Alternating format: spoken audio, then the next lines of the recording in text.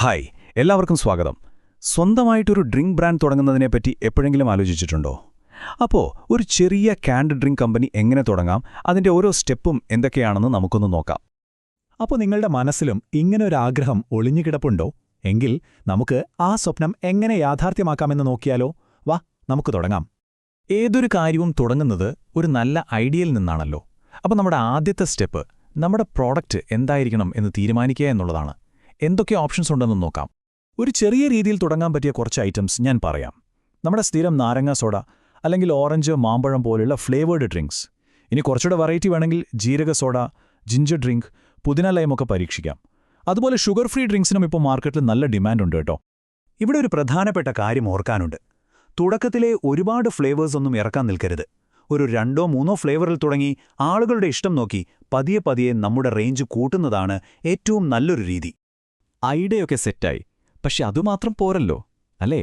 അടുത്തതായിട്ട് നമ്മുടെ ഈ ബിസിനസ്സിന് വേണ്ട നിയമപരവും അല്ലാതെയുമുള്ള അടിസ്ഥാന സൗകര്യങ്ങൾ ഒരുക്കണം. ഇത് വളരെ പ്രധാനപ്പെട്ട ഒരു സ്റ്റെപ്പാണ്. ഇന്ത്യയിലൊരു ഫുഡ് പ്രൊഡക്റ്റ് വിൽക്കുമ്പോൾ ചില ലൈസൻസുകൾ നിർബന്ധമാണ്.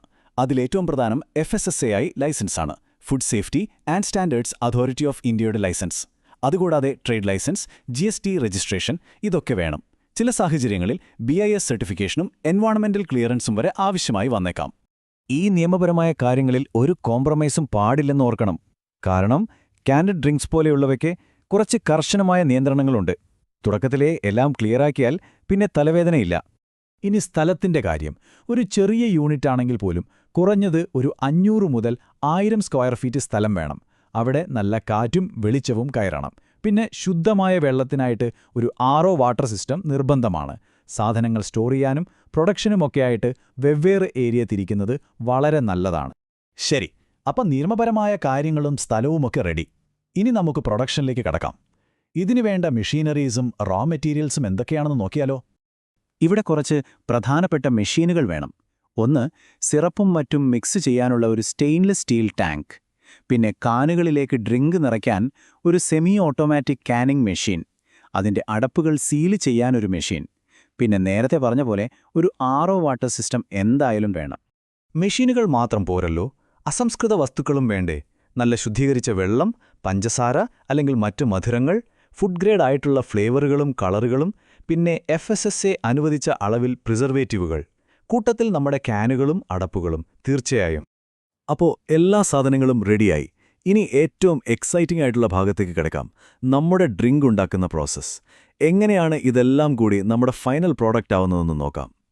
ഈ പ്രോസസ്സ് ശരിക്കും പറഞ്ഞാൽ വളരെ സിമ്പിളാണ്. സ്റ്റെപ്പ് 1, വെള്ളം നന്നായി ശുദ്ധീകരിക്കുക. 2, പഞ്ചസാര ലായനി അതായത് സിറപ്പ് തയ്യാറാക്കുക. 3, ഇതിലേക്ക് ഫ്ലേവറുകളും പ്രിസർവേറ്റീവുകളും ചേർത്ത് നന്നായി മിക്സ് ചെയ്യുക.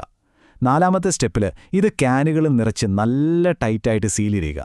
അവസാനം മാർക്കറ്റിൽ ഇറക്കാനായിട്ട് ലേബൽ ഒട്ടിക്കുക. അത്രയുള്ളൂ. ഇവിടെ ഏറ്റവും പ്രധാനമായി ശ്രദ്ധിക്കേണ്ട ഒരു കാര്യമുണ്ട്. അത് ശുചിത്വമാണ്. സ്റ്റെയിൻലെസ് സ്റ്റീൽ ടാങ്കുകൾ മാത്രം ഉപയോഗിക്കുക. ക്യാനുകളൊക്കെ നന്നായി അണുവിമുക്തമാക്കണം. ഫില്ലിംഗ് ലൈൻ എപ്പോഴും ക്ലീൻ ആയിരിക്കണം. ഇതിലൊരു വിട്ടുവീഴ്ചയും പാടില്ല. ക്യാനിന്റെ പുറത്തുള്ള ലേബൽ വെറുമൊരു ഭംഗിക്ക് മാത്രമല്ല കേട്ടോ. നിയമപ്രകാരം കുറേ വിവരങ്ങൾ അതിൽ വേണം. എന്തൊക്കെയാണെന്നല്ലേ? ബ്രാൻഡിന്റെ പേര്, അതിൽ ചേർത്തിട്ടുള്ള ചേരുവകൾ, ഉണ്ടാക്കിയ തീയതി, എക്സ്പയറി ഡേറ്റ്, നിങ്ങളുടെ FSSA ലൈസൻസ് നമ്പർ, പിന്നെ ഇതിന്റെ അളവ്. ഇതെല്ലാം വ്യക്തമായിട്ട് ലേബലിൽ കാണിച്ചിരിക്കണം. ഓക്കേ, അപ്പോൾ നമ്മുടെ പ്രോഡക്റ്റ് റെഡി. ഇനി ഇതിന്റെ ബിസിനസ് വശങ്ങളിലേക്ക് വരാം. അതായത് എങ്ങനെ ഈ ക്യാനുകൾ വിറ്റ് പണമാക്കാം, ലാഭമുണ്ടാക്കാം. നമുക്ക് നോക്കാം. എല്ലാവർക്കും അറിയേണ്ട ഒരു കാര്യമായിരിക്കും ഇതിന് എത്ര ചെലവ് വരുമെന്ന്. ഒരു ചെറിയ യൂണിറ്റ് തുടങ്ങാൻ വേണ്ട ചെലവുകൾ ഏകദേശം ഇങ്ങനെയാണ്. മിക്സിംഗ്, സിറപ്പുണ്ടാക്കാനുള്ള ഉപകരണങ്ങൾക്ക് 1 ലക്ഷം മുതൽ 1.5 ലക്ഷം വരെയാകാം. സെമി ഓട്ടോമാറ്റിക് കാനിംഗ് മെഷീൻ കുറച്ചുകൂടി വരും, ഒരു 2 മുതൽ 3 ലക്ഷം വരെ. പിന്നെ RO സിസ്റ്റം, ക്യാനുകളും ലേബലും, വെയർഹൌസ് സെറ്റപ്പ്, ഇതെല്ലാം കൂടി എത്ര വരുമെന്ന് നോക്കാം.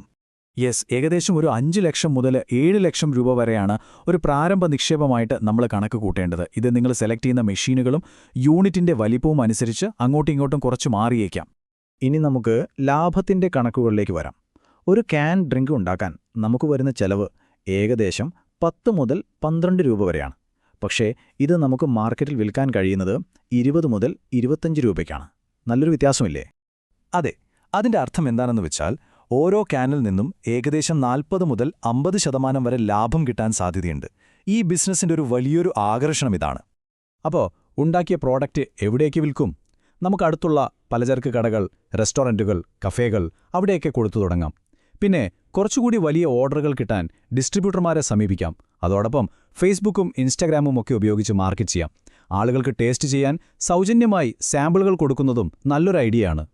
അപ്പോൾ ഈ ബിസിനസ്സിൽ വിജയിക്കാനുള്ള പ്രധാന പോയിന്റ്സ് എന്തൊക്കെയാണെന്ന് ഒന്നുകൂടി ഓർക്കാം. എപ്പോഴും ശുചിത്വവും ക്വാളിറ്റിയും മെയിൻറ്റെയിൻ ചെയ്യുക. ഒരുപാട് ഫ്ലേവറിൽ തുടങ്ങാതെ കുറച്ചെണ്ണത്തിൽ ഫോക്കസ് ചെയ്യുക. ബ്രാൻഡിങ്ങിനും പാക്കേജിൻ്റെ ഡിസൈനിനും നല്ല പ്രാധാന്യം കൊടുക്കുക. പിന്നെ നിയമപരമായ കാര്യങ്ങൾ എപ്പോഴും കൃത്യമായി പാലിക്കുക. ഇതൊക്കെ ശ്രദ്ധിച്ചാൽ വിജയം ഉറപ്പാണ്. അപ്പോൾ എല്ലാം കേട്ടല്ലോ. ഇനി പറയൂ, നിങ്ങൾ സ്വന്തമായി ഒരു ഡ്രിങ്ക് ബ്രാൻഡ് തുടങ്ങുകയാണെങ്കിൽ നിങ്ങളുടെ ആദ്യത്തെ ഫ്ലേവർ എന്തായിരിക്കും? ഒന്ന് ആലോചിച്ചു നോക്കൂ.